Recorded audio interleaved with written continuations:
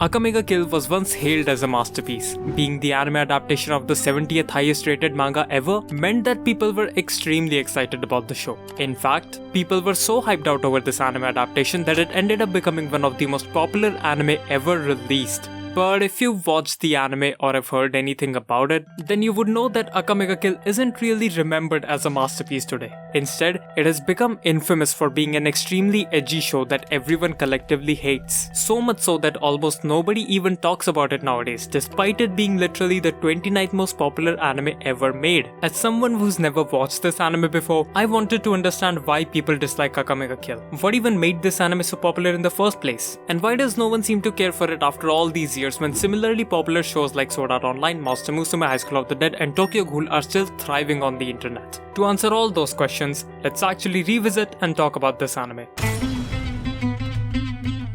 Akame ga Kill is a dark fantasy anime that was first released back in 2014. Despite what the name of the anime implies, the story doesn't actually follow Akame, but instead our main protagonist of the story is Tatsumi, and Akame is just one of the other main protagonists he meets near the end of episode 1. It's like if a show called Naruto made Naruto a side character and instead followed Rock Lee for its entire runtime. Actually, I take that back, that would be pretty hype. Tatsumi is kind of a badass when you first meet him on his way to the Empire's capital, but the moment he steps foot in the big city, he almost instantly gets bamboozled into giving up all his money to a line lady. This tells us that Tatsumi might be strong and earnest, but he clearly isn't the smartest. Thankfully for him, this really nice young lady decides to take Tatsumi back to her really nice parents in a really nice home. We soon find out that Tatsumi came to the capital to earn some money for his small village, and is currently looking for his childhood friends who he got separated from on his way to the capital. I have an extremely keen intuition, so I just know you'll see your friends again very soon. Aw, this is such a wholesome little family. I sure hope nothing bad ever happens to them. What an addicting little hobby this is. So remember how Tatsumi got robbed of his money like 2 sentences ago? Yeah, he really should have learned his lesson not to trust strangers in the capital. Because as it turns out, this nice young lady and her entire family are a bunch of psychotic serial murderers who tortured Tatsumi's childhood friends to their death. Upon this realization, Tatsumi kills the young psychopath lady without any hesitation, and somehow ends up being recruited by that line lady from earlier to become an assassin. Congratulations, you just joined the Night Raid! From this first episode, we learned that the Empire is a rotten place where the weak and powerless are treated inhumanely, and the minister is manipulating the young prince into committing atrocities on the Empire's people. On the other hand, Night Raid is the face of the revolutionary army, whose main objective is to destroy this rotten system and build it back up into a fair and equal place for everyone. That's basically what happens in the first few episodes of Akame ga Kill. Each episode, Tatsumi meets a different member of Night Raid and we watch them take out some extremely horrible people in a position of power, all in an attempt to bring about a revolution and to slowly rid the world of all evils. But let's be real, no one watches Akame ga Kill for the nuance of its plot. We are all here to feel immeasurable amounts of pain and to suffer alongside the characters. Akame ga Kill is known first and foremost for its lack of plot armor. Any character, at any point of the story, can and will die, which also includes every single member of the Night Raid. The first 5 episodes of the anime do a great job at easing you into the crooked world of Akame ga Kill and properly introducing the assassins of Night Raid. You've already met Leone, the big sis of the group who loves fighting and crushing enemies with her bare hands. This here is the clumsy airhead Shell, who slices down her targets with these comically giant scissors. Then there's Mine, aka pink-haired Taiga, who uses this giant-ass gun named Pumpkin to eviscerate her enemies. Of course, she's the best character of the show. The other members include the cool and calm boss of the group Najinda, the string user Lubok, and the armored big bro Bulat. And yes, he's gay.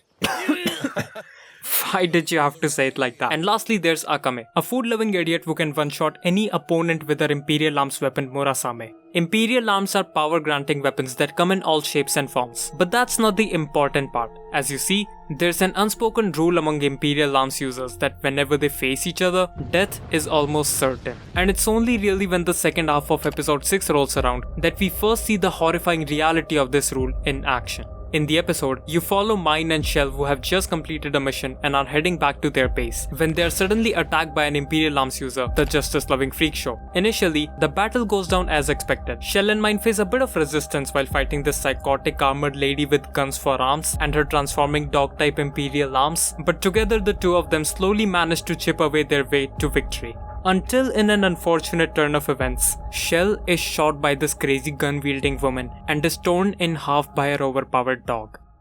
This is how Akame Kill story breaks any preconceived notion you might have had about this anime being yet another fantasy show, and it's from this very moment that the anime really begins to pick up its pace. The next couple of episodes introduce the true antagonist of our story in the form of an opposing group of Imperial Arms users, whose main objective is to hunt down the nitrate. Meet The Yeagers. Okay, wait.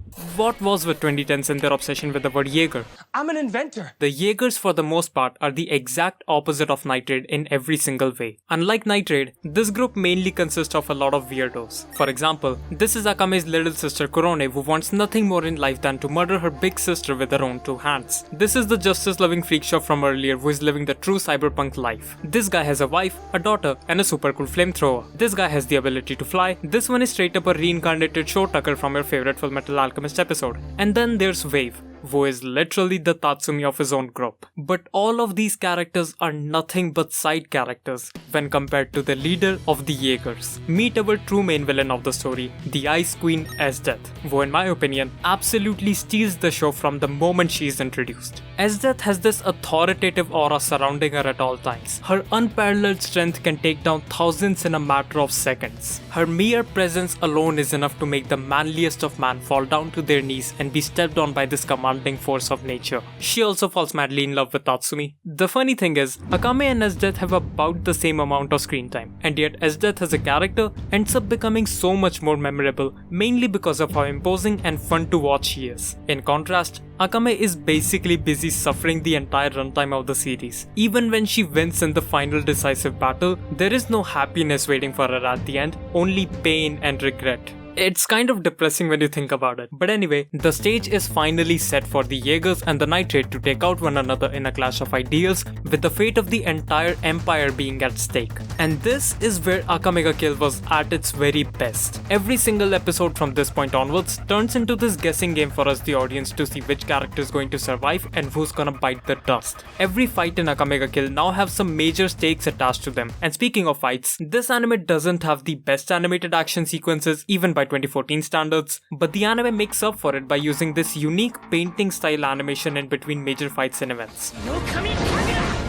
It's also really good at making you despise some of the main villains, and so their eventual downfall becomes all the more satisfying to watch. That does mean that the anime can be extremely edgy at times. That son of a bitch will get what he deserves. But what else can you expect from an anime where every episode begins with the word kill in the title? It was also around this middle part of the show where I started noticing how fucking awesome the soundtrack is. Whoever was in charge of this OST is clearly way too overqualified for their job. It has such a distinctive style and feel to it that you normally don't get to hear in anime. Akame Kill's overall production value might not be the greatest, but it's definitely a step above most of its competition. And if like me you were watching the dub, then I guess we can both agree it is also a bit hilarious at times. She said she wouldn't do anything, but when I woke up she was spooning me. The anime still isn't perfect or deep or thought-provoking by any means, but all of this did leave me wondering that for an anime as insanely popular and well executed as Akame Kill, how come the fan base is basically non-existent? Not counting all the Esdeath appreciation posts, there isn't much going on in the community in terms of Akame Kill discussions,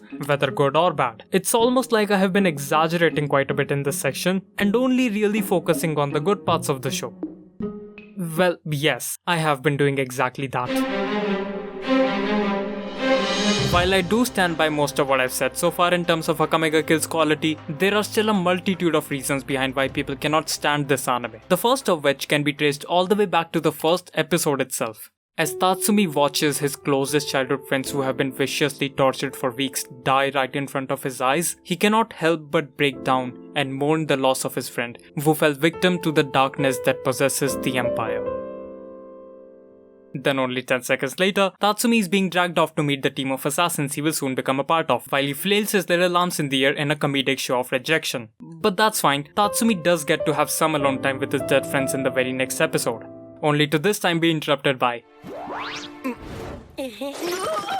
In case you haven't noticed by now, there is a severe tone issue going on with this anime. The story genuinely tries to take itself seriously, while at the same time, it never fully commits to focusing on those serious and darker parts of the shows for longer than a few minutes, if not seconds. The sudden jumps from extreme edginess to extreme silliness in a matter of seconds feels a little jarring, and eventually becomes much more problematic as the series tries to take on a much darker approach. Then there's the simple fact that 24 episodes is nowhere near enough time to properly expand on this massive cast of characters. So while at least the members of Nighted have a bit of depth to their writing, some of the Yeagers end up coming across as generic, unmemorable cookie-cutter bad guys. I have rewatched this series to make this video and I still don't remember what this guy's name is. Most of the villains in Akame Kill are comically evil characters. Prime examples of that being the deranged justice lover with a rugged doggo and the power-hungry minister who eats meat whenever he's on screen, which wouldn't have had been an issue if the story didn't try to take itself so seriously. It also doesn't help that every time a main character dies in Akame Kill, it is somehow always raining.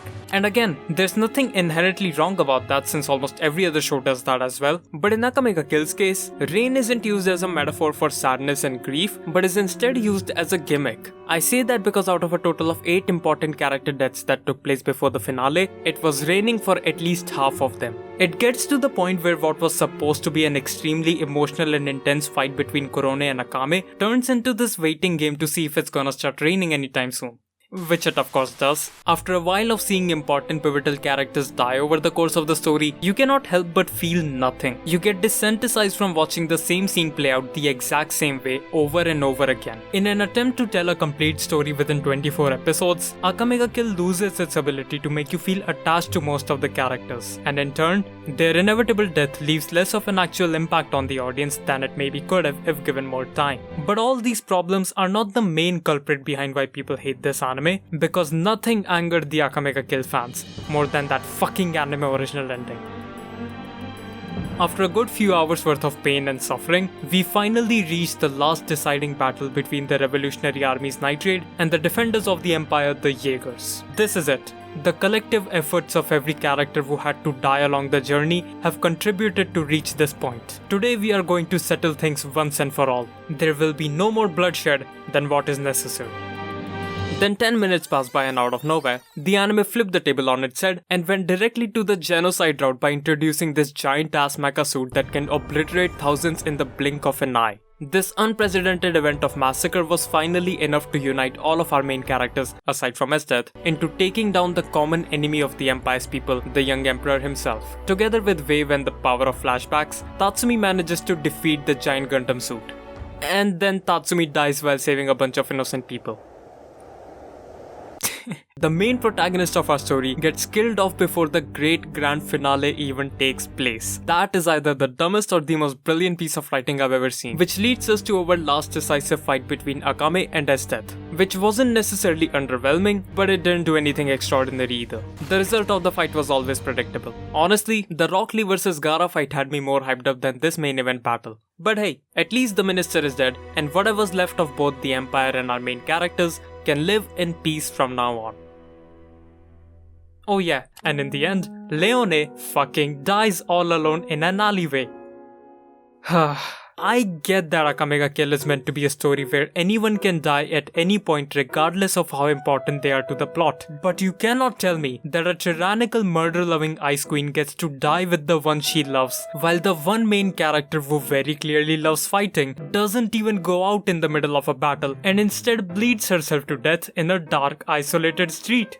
That to me is the single most disrespectful thing this anime has done. These final few episodes were pure chaos which had no breathing room in between major events, and the anime suffered greatly because of that. The reason for this rushed and insane ending is because the anime had already almost caught up to the manga by episode 17, and Studio White Fox simply decided to end the series in one go, similar to what Fullmetal Alchemist did all those years ago. This decision resulted in a final product that the fans of the original source material absolutely despised, because not only was the manga manga still ongoing at the time, it would actually continue on for an additional 2 years before coming to an end. It means that the Akame ga Kill manga had an entire extra arc that didn't make it into this adaptation, and a lot more characters actually ended up surviving in this iteration, as opposed to the anime original ending. For example, Tatsumi doesn't simply die from the crushing force of a gigantic mecha suit, but instead he lives happily ever after with Mine, who also survived by the end of the manga, unlike the version of her in the anime, which to me does sound like a much more fitting finale than what we got in this adaptation.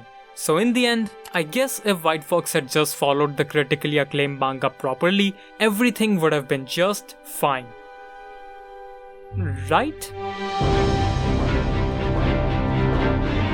The thing is, Akame ga Kill's manga isn't actually an 8.63 rated masterpiece, at least not anymore. At one point, people truly thought this manga was a unique work of art that deserves all the hype and praise in the world. And can you really blame them? Because for its time, this manga provided a very different experience than your average shonen story. While other fantasy battle series relied on the power of friendship and only ever performed fake-out deaths for their characters, Akame ga Kill was never afraid of letting go of its characters in favor of a much more violent and unique experience that many thought was on par with something like Game of Thrones at the time. That's the reason why Akame ga Kill gained so much attention and notoriety, even though it was part of the oversaturated genre of fantasy. But as the years soon passed by, the novelty began to wear off, and more stories with similarly dark concepts that were executed way better than Akame ga Kill started to show up. People began noticing all kinds of flaws with the story, and Akame ga Kill went from being one of the most praised and popular fantasy story to becoming a hated and popular fantasy story. Also, in an interview after the anime finished airing, the director actually confirmed that they got the ending directly from the author himself, meaning that even though the manga does have a happier ending where a lot more characters survive,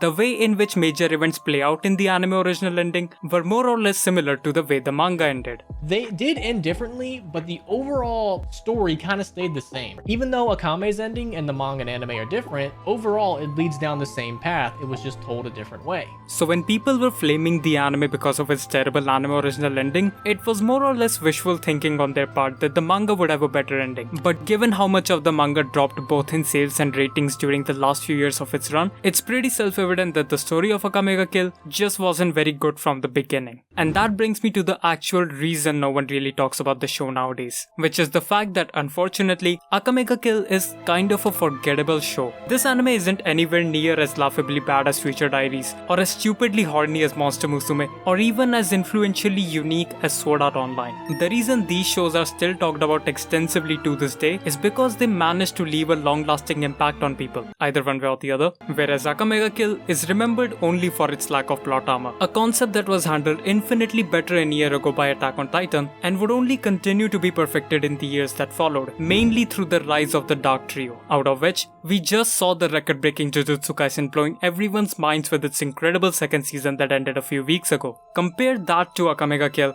and you can quickly see why no one would bother giving this anime the time of the day. It's a real shame that Akame ga Kill couldn't survive the passage of time, and as a result, it remains lost to the decade it was created in, and its legacy is now nowhere to be found. Akame ga Kill was a fascinating anime to me. Even though I personally didn't love it, I can definitely see why people would be drawn to this anime over many of the others in the fantasy genre. While Akame ga Kill might not have accumulated too much of anything in the end, at least the author got to make a dark fantasy story the way he really wanted to, and it seems like he had a lot of fun doing it. I know I just spent the majority of this video kind of looking down on this anime, but I will admit that I also had a lot of fun watching this show. Some parts were definitely better than others, but at no point did the show become boring or uninteresting. If any Akame ga Kill fans are still watching, for some reason, then there's some good news. After finishing up Akame ga Kill, the author wrote another manga whose anime is currently airing by the time this video comes out called Mato Seihe. It is a story where the main protagonist girl is straight up as death from design to personality. So yeah, go watch that I guess, and also subscribe on your way out. I hope you enjoyed this video. That's it, thanks for watching.